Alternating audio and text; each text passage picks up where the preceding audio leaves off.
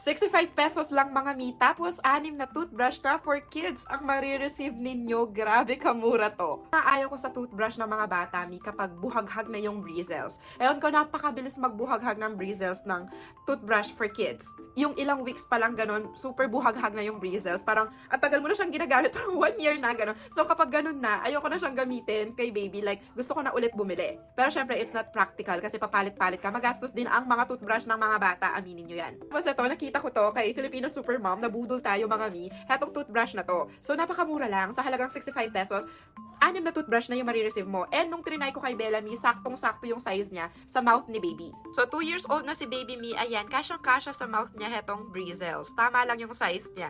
And then, nagigrip niya rin maayos, so malambot naman yung handle niya dito. And in fairness ha, ilang weeks na to mi, hindi pa rin bumubuka yung bristles niya. And nakakalinis naman siya ng teeth ni baby. Siyempre, binili natin dyan yung naka-buy one take one, nasa 129 pesos lang. 12 piraso na ng toothbrush yung mapapa sa inyo. Grabe kamura. Kahit magpalit ka every week, mi, pwedeng-pwede. Ayan, so recommended na magpalit every month ng mga toothbrush ng ating mga anak. Yun nga lang, mi, wala siyang takip. So, ilagay nyo lang siya sa hindi madadapuan ng insekto, ganyan, or ikip nyo lang siya. Depende sa inyo. And heto lang yung design nila, mi. Space lang talaga and color blue. Okay na din, mi, pang unisex naman yung space. So, gora nyo na to.